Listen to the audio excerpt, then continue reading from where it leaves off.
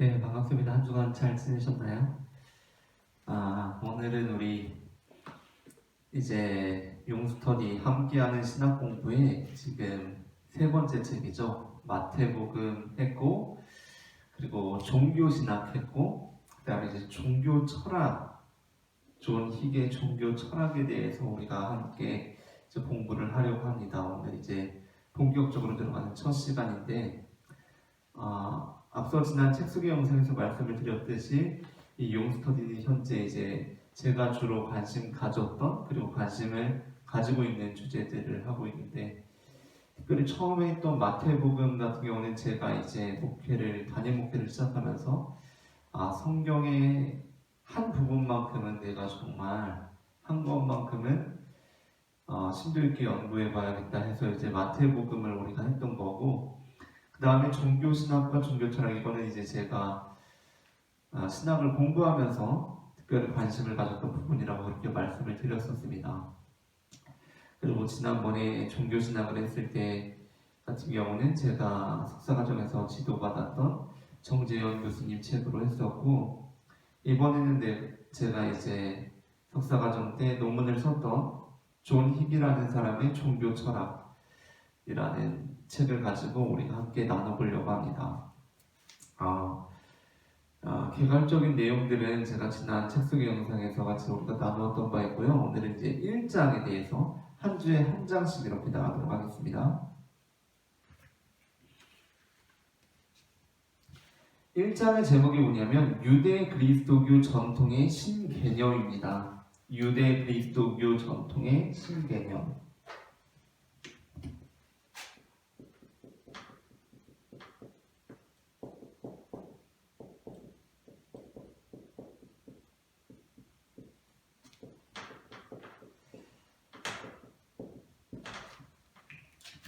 자, 우리 일단 유대 그리스도교 전통의 신 개념이 뭐냐? 일단 유대 그리스도교에는 신이 있습니다. 신, 그쵸? 우리가 그리고 여기 이제 유대교인데 유대교 그리스도교 전통의 신 개념. 자, 여기 우리 하나의 종교들이잖아요, 그쵸? 유대교, 그리스도교의 전통의 신 개념입니다. 다른 종교들에는 신이 없는 종교들도 있어요. 그죠? 신 자체가 없는 종교들도 있습니다. 그러나 유대 그리스도교에서는 전통적으로 신을 말해왔단 말이에요. 신. 그 신, 유대 그리스도교 전통에서 말했던 신이 대체 어떠한 존재인가, 그 개념에 대해서 우리가 오늘 살펴보려고 하는데, 왜 유대 그리스도교냐, 왜 유대교 그리스도교냐, 왜 둘을 묶었냐? 그리스도교, 기독교라고 하죠. 기독교. 우리나라에서는 일반적으로 개신교라고 합니다. 더 구체적으로 말하면 개신교라고 해야 됩니다. 개신교는 하늘에서 뚝 떨어진 종교가 아니죠, 그죠? 개신교는 우리가 기독교, 우리말로 하면 기독교인데, 사실은 우리 개신교, 교회가 어디로부터 왔죠? 우리는 이제 신교라고 하고, 그 전에 구교로부터 왔겠죠? 구교라는 말 근데 쓰면은 싫어해요. 그래서 이제 천주교로부터 왔습니다. 천주교. 그러나 우리나라에서는 명칭을 이렇게 쓰고 있지만 사실은 천주교가 기독교예요. 사실은 천주교가 기독교고 우리는 엄밀히 말하자면 프로테스탄트, 개신교라고 해야 됩니다. 근데 이제 우리나라에서는 조금 이제 용어가 달라요. 그래서 천주교, 이제 막 섞여 있는 겁니다. 어쨌든 개신교는 천주교로부터 왔단 말이에요. 근데 천주교는 그러면 하늘로부터 뚝 떨어진 게 아니죠. 천주교는 어디로부터 왔습니까? 기독교는 어디로부터 왔냐면 그리스도교는 유대교로부터 왔다는 거예요. 유대교로부터 그 뿌리로부터 그리스도교가 나온 거죠. 그죠? 예수님께서는 어떠한 종교 전통 안에 계셨습니까? 예수님께서 기독교 전통 안에 계신 분이 아니었다는 거예요. 그죠? 예수님께서는 유대교 전통 안에 유대인으로서, 그죠? 성전에 가시고 회당에서 가르치시고 하셨던 분이란 말이에요. 그래서 이제 유대교로부터 그리스도교가 나왔고 둘이 연속성이 있기 때문에 둘을 이렇게 묶는 겁니다. 둘을 이렇게 묶어요. 감리교회도 마찬가지죠. 감리교회는 어디로부터 나왔죠? 감리교회. 우리 온유 감리교회인데 감리교회 어디로부터 나왔나요? 감리교회. 감리교회는 영국 성공회로부터 나왔어요. 영국 성공회. 영국 성공회로부터 나오게 되었는데 감리교회의 창시자가 누구냐면 이 웨슬리라고 합니다. 존 웨슬리. 존 웨슬리는 어느 전통에서 있던 사람이었을까요? 존 웨슬리는 당연히 성공회 전통에서 있던 사람이고요. 존 웨슬리는 감리교인이었던 적이 없어요. 그죠? 후대에 존 웨슬리의 정신을 이어받아서 감리교회가 나온 거고, 똑같이 예수님께서도 기독교인이신 적이 없으시죠? 예수님께서는 유대인으로 태어나서 유대인으로 사시고 유대인으로 죽으셨다가 부활하셔서 승천하셨는데, 그 후대에 예수님의 제자들을 통하여서 이제 기독교, 그리스도교가 나타나게 된 겁니다. 어쨌든 그러한 맥락 안에서 이제 유대 그리스도교를 하나로 이제 묶어서 다루고 있는 거고, 우리 교재에서도 말하지만 그럼에도 불구하고 기독교가 굉장히 이제 엄청난 영향력을 행사하기도 했고, 기독교가 이제 세계사적으로 엄청난 그 과정을 겪었기 때문에 이제 그러니까 기독교 신학이 어떻게 보면 더 방대하고 더 체계적으로 이루어졌다고 할 수 있기 때문에 기독교 그리스도교 전통 안에서 주로 이제 다루게 됩니다. 자, 그러면서 이제 처음으로 이제 유대교 그리스도교 전통의 신개념을 이해하려면 뭘 이해해야 되느냐? 우리가 이제 기독교인들이 믿는 신이 어떠한 존재인가? 우리는 유일신을 믿는 사람들이라는 겁니다. 유일신을 믿는 사람들이. 유일신론을 믿는 사람들이죠, 우리는. 유일신론을 믿는 사람들이에요, 기독교인들은. 자, 기독교인들은 유일신론을 믿는 사람들이다. 이게 뭐냐? 물론 우리는 그리스도교는 여기서 이제 이 얘기를 할 수가 있어요. 그리스도교는 엄밀한 의미에서 유일신을 말하는 건 아니에요. 제가 몇 차례 어디 다른 컨텐츠들에서 얘기를 했던 것 같기도 한데, 엄밀한 의미에서 유일신론은 아니고 삼위일체론입니다. 그래서 기독교는 유대교로부터 떨어져 나온 거거든요. 분리된 거거든요. 그래서 엄밀한 의미에서는 달라요. 그러나 그럼에도 불구하고 기독교는 여전히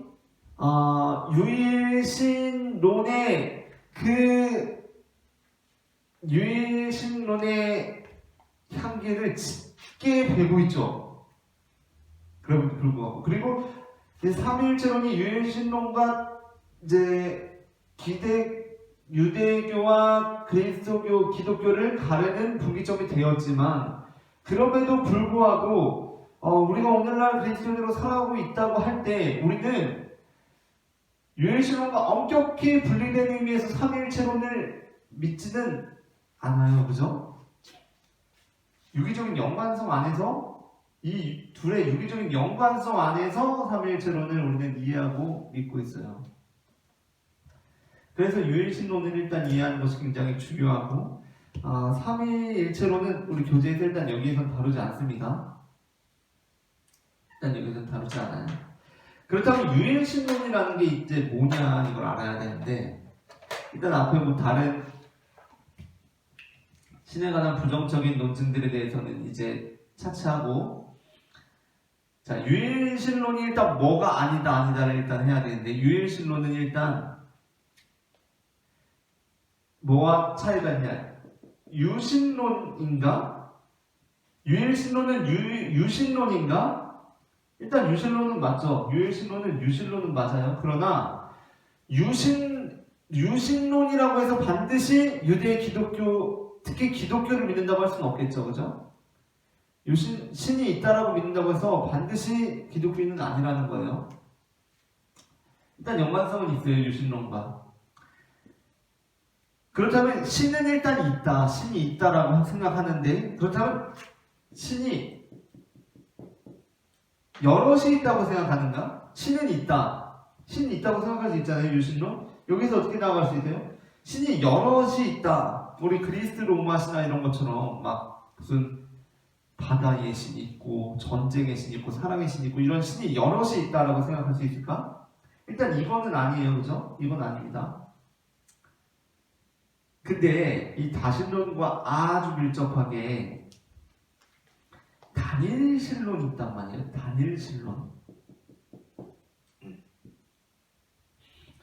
단일신론이라는 것은 무엇이냐면 신이 여럿이 있는 것 자체를 부정하지는 않지만 우리 신이 가장 최고다라는 일종의 부족신입니다. 부족신. 부족신이에요. 신이 있고 이게 다신론하고도 연결이 돼요. 신이 여럿이 있다는 거 부정하지 않는데 그 중에서 우리 신이 최고다라는 거. 이 단일신론이 있어요. 단일신론. 이것과 유일신론은 같으냐 다르냐? 분명히 다르죠. 분명히 달라요. 이 차이가 굉장히 중요하다는 거예요. 이 차이가. 자, 우리 교재에서 말하는 것은 무엇이냐면 이 유대교 히브리 전통이라고 하거든요. 유대인을 히브리인이라고 하기 때문에 그 히브리 전통 안에서 신개념은 어떻게 발전되어 왔냐? 단일신론에서 유일신론으로 발전되어 옵니다. 그게 구약성서에 이제 우리가 이해할 수 없게끔 여러 가지로 막 들어가 있기 때문에 어쩔 때는 단일신론 같았다가 어쩔 때는 다신론 같았다가 유신론 같았다가 막 되게 막 복잡한데 그걸 이제 체계적으로 정리해 보면 단일신론에서 유일신론으로 향하고 있다는 거예요. 단일신론에서 유일신론으로 향하고 있습니다. 이 밖에도 우리 책에 보면 뭐 범신론이라든가 만유내재신론 이게 오탈자가 나왔던 것 같은데 만유내재신론입니다. 범죄신론이라고 돼요. 뭐 이러한 신론들이 있는데 사실은요 막 요즘은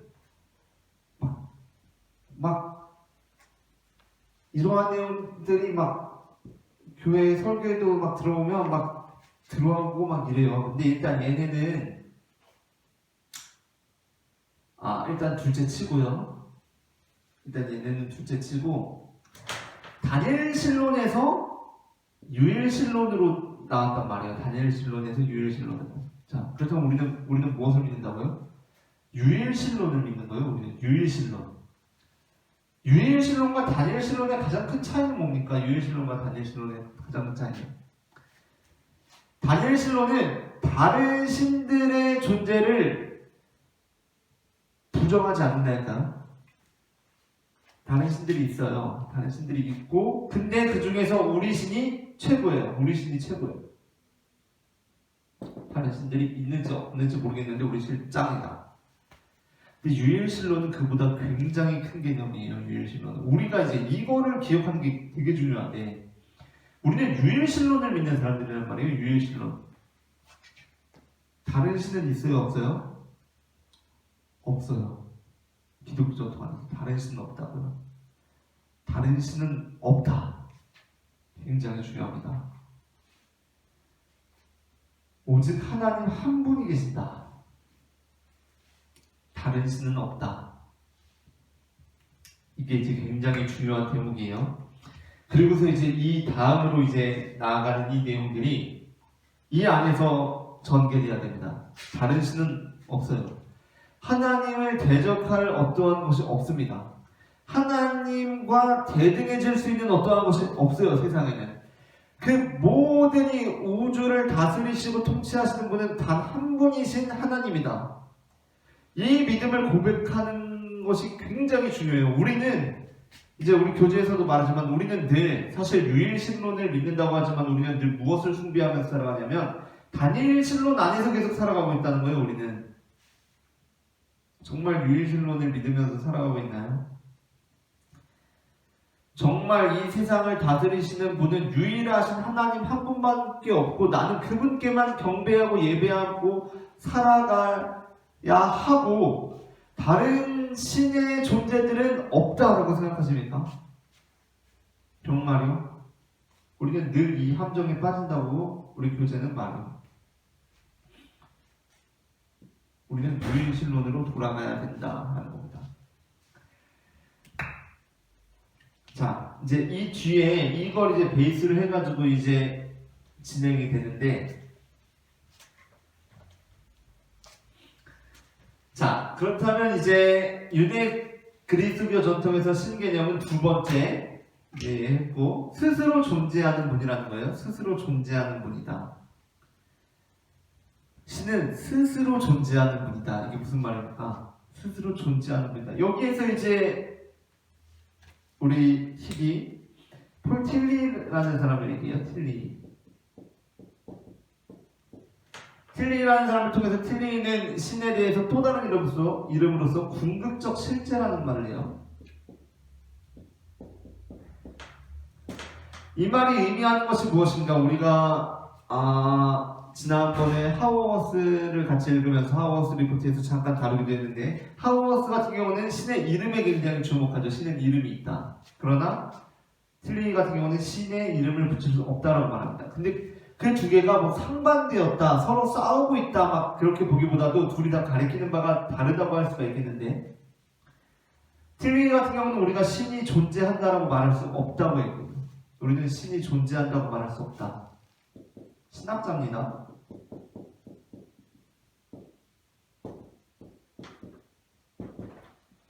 신이 존재한다고 말할 수 없다는 거예요. 신이 존재하고 말할 수 없다. 왜죠? 우리는 신이 존재한다고 말하잖아요. 근데 왜 신이 존재한다고 말할 수 없죠? 왜냐하면 우리는 신이 존재한다라고 말할 때 신이 어떠한 존재로서 존재한다고 생각하기 때문이에요. 우리는 신이 어떠한 존재로서 존재한다고 생각하기 때문이에요. 그러니까 우리가 교재를 보게 되면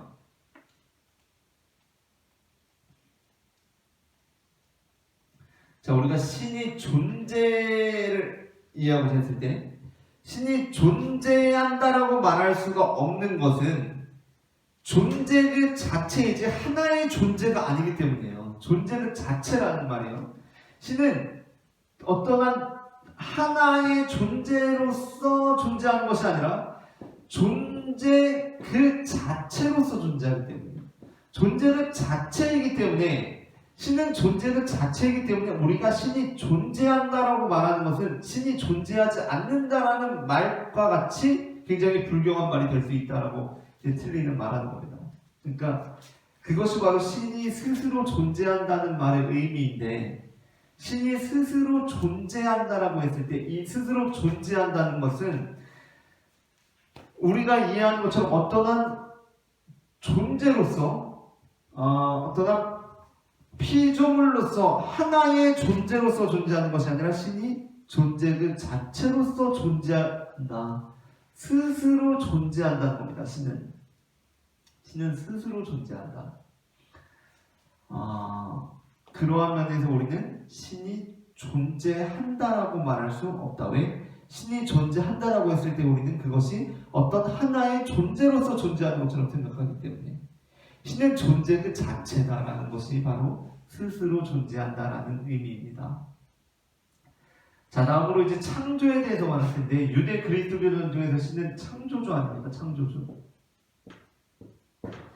우리 기독교에서도 받아들이고 있는 유대교의 경전, 우리는 구약 성경이라고 하고 히브리 성경에서는 가장 처음에 창조가 나오잖아요. 창조, 그죠?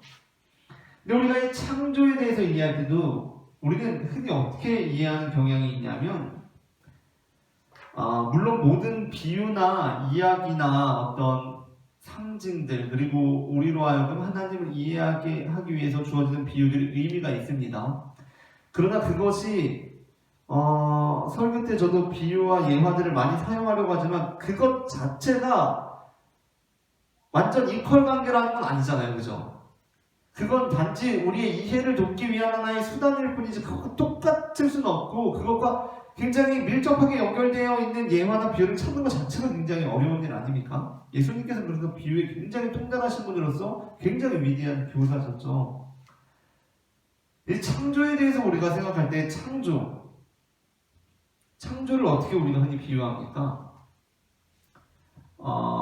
창조를 비유할 때 하나님께서 무슨 집을 짓거나 그림을 그리시거나 그렇게 작품을 만드시고 어떤 건물을 지으시는 걸로 우리가 생각할 때가 있단 말이에요. 그러나 유대 그리스도 전통에서 말하는 이 창조라는 것은 그것과는 분명하게 다른 창조라는 겁니다. 이 창조의 중요한 건 뭐냐면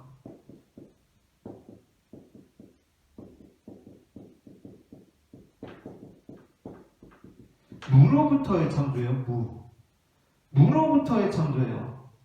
아주 없는 것으로부터 창조하는 것이 바로 하나님의 창조라는 거예요. 자, 우리가 어떤 하나님께서 건물을 짓거나 무슨 그림을 그리신다고 생각했을 때 그때는 무로부터의 창조가 아니죠. 그렇죠? 벽돌도 있어야 되고 물감도 있어야 되고 그렇잖아요. 그렇죠?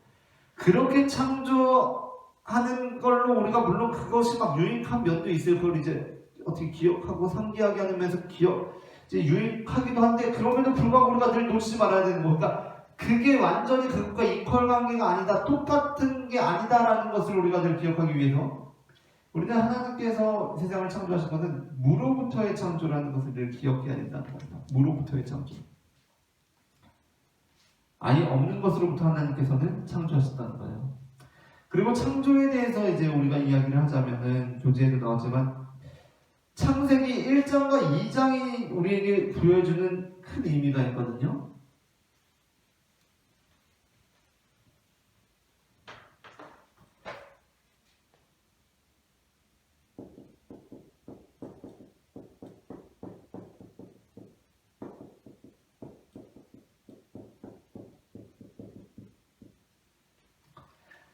창세기 1장과 2장이 우리에게 주는 의미가 있습니다. 성경을 펴서 딱 읽어보면 성경 스스로가 이제부터 나를 어떻게 읽으세요? 라고 말해주고 있는 대목이 바로 창세기 1장부터 2장입니다.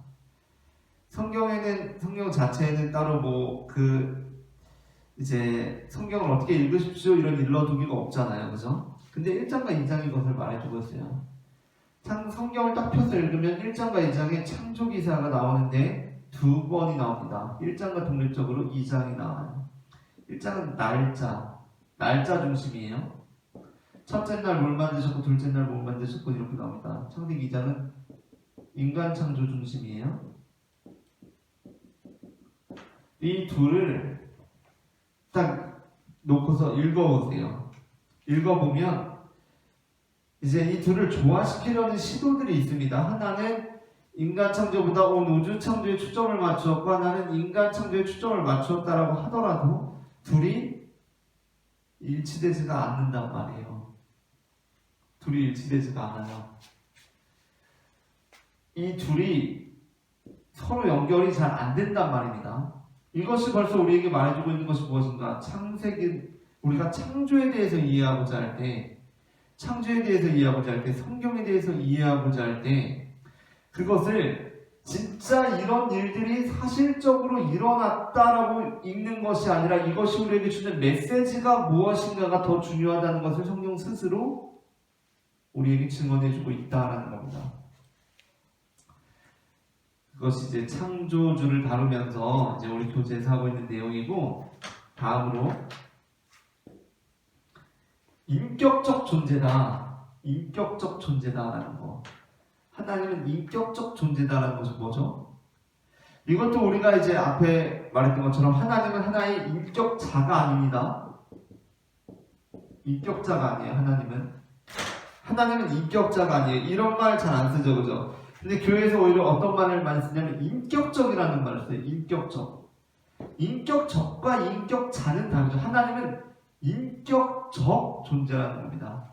하나님은 인격적 존재다.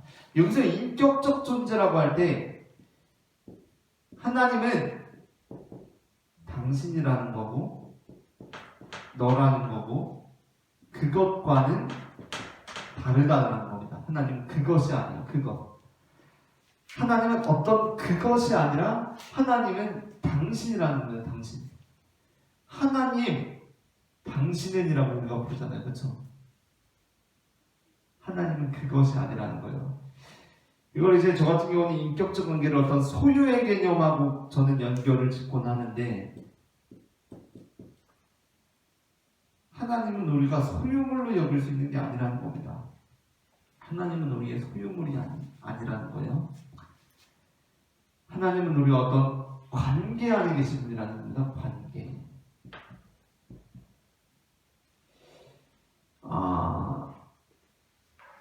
이걸 이제 이해하기가 다소 어려울 수는 있지만, 제가 마태복음 강의에서 향유 한옥함이라는 설교에서 했던 그 예화들이 있어요. 그러니까 그것조차도 이거를 이제 이것과 똑같아, 그 이론이 바로 이거야 라고 말할 수는 없죠. 그러나 담아내고 있는 의미들이 있다는 거예요. 우리는 우리의 목숨이 위태한 순간에 우리가 어떤 로프줄을 잡고 이제 구조되고 있는데, 거기에서 우리의 소유물들을 버릴 수가 있겠죠. 그렇죠? 무게 나가니까 가방 버려요, 휴대폰 버려요, 다 버릴 수 있습니다. 그러나 버릴 수 없는 것이 우리에게 있을 수 있다는 거예요. 그것을 전 여기서 그때 설교에서는 반려견으로 얘기를 했습니다. 반려견을 버릴 수 없을 수 있어요. 그렇죠? 물론 반려견을 버릴 사람들도 있습니다. 그러나 버릴 수 없는 사람들이 있을 거예요. 반려견을 위에서 막 버리라고 하죠. 반려견을. 그 개 한 마리 그냥 버리라고 할 거. 근데 버릴 수 없는 관계들이 있단 말이에요. 그때 그것이 무슨 관계가 된 겁니다. 무슨 관계가 된 거죠? 그때 그 인격적 관계와 비슷하다라고 그렇게 제가 이제 비유를 든 겁니다. 자, 그래서 하나님은 인격적 존재다. 다음, 하나님은 사랑이시고 선이시다라고 하는 겁니다. 하나님은 사랑이시고 선이시다. 유대교 그리스도교 전통의 신개념에서 하나님은 사랑이십니다. 사랑. 하나님은 사랑이신 분이시고, 하나님은 선하신 분이세요. 선하신 분. 자, 하나님은 사랑이시다. 하나님은 선하시다. 그리고 하나님은 유일신이시다. 이것이 굉장히 중요한데,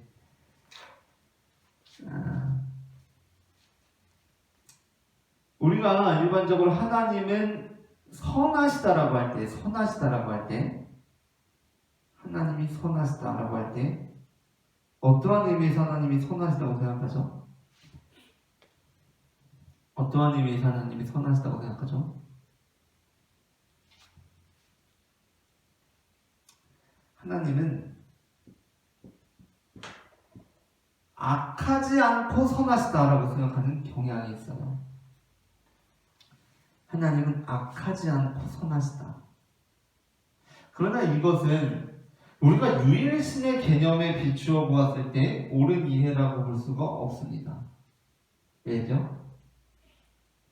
하나님은 유일하신 분이신데, 그분이 선하신데, 이에 대립되는 것으로서 뭐가 지금 주어지고 있어요? 악이 주어지고 있단 말이에요. 악. 자, 하나님은 유일하신 분이시고, 이 안에서 세상에 다른 신은 없다는 게 우리가 믿는 믿음입니다. 그렇다면 악은 하나님과 대등한 위치에서 다루어질 수 있는 존재가 아니라는 거예요. 자, 우리는 유일신이신 하나님을 믿는데, 성경을 보면 사탄이 나온단 말이에요. 사탄. 이 사탄은 어떠한 존재입니까? 하나님과 대등한 존재입니까? 싸우는 존재입니까? 아니에요. 사탄은 대등한 존재가 아닙니다. 사탄은 똑같이 하나님의 피조세계 아래에 있는 것일 뿐이에요. 그렇다고 한다면 하나님이 선하시다라고 하는 것은 무엇입니까? 선하시다라고 하는 것. 하나님께서 선하시다고 하는 것은 악하지 않고 선하다는 것이 아니에요. 하나님께서 선하시다는 것은, 그것은 하나님께서 인간적인 기준에서의 생각할 때 선과 악을 넘어서는 의미로서의 하나님은 선하시다는 겁니다. 사랑도 마찬가지예요. 하나님이 사랑이시라는 것은 하나님은 사랑이 아닌 어떤 사랑하지 않는, 미워하는 그러한 것으로서의 사랑이야. 그러한 것이 아닌 사랑이 아니라 그 모든 것을 넘어서는 사랑이라는 겁니다. 여기서도 하나님이 사랑이라고 할 때 우리는 아가페라는 말을 기억하지 않습니까? 아가페. 하나님의 사랑은 에로스, 조건적이 아니라 무조건적 사랑이라는 거예요. 하나님의 사랑은 무조건적 사랑이다. 우리가 이 아가페라는 사랑을 이해함에 있어서 부모가 자식을 사랑하는 그 사랑을 간혹 예로 들기는 하지만 그것과는 비교할 수 없는 사랑이죠. 부모의 자녀를 향한 사랑은 무조건적이라고 포장하지만 어찌됐든 간에 하나님의 이 아가페 사랑과는 비교할 수 없는 사랑일 거예요. 그렇죠? 하나님의 사랑은 무조건적인 사랑이다. 그 무조건적으로 그 피조물들 그것이 그곳에 있기 때문에 하는 그 사랑이다라는 겁니다. 자, 오늘 여기까지 유대 그리스도교 전통의 신개념들을 우리가 살펴봤고요. 이제 이 안에서 우리 이 교재도 나오지만 이거에 대해서는 몇 장에서 이거에 대해서 몇 장에서 다시 한번 이제 더 깊이 있게 심도 있게 다뤄줄 것이다 라고 그렇게 합니다. 그래서 이제 오늘은 1장이기 때문에 어떻게 보면은 그 다음에 더 세부적으로 다루어질 내용들이 있을 거예요.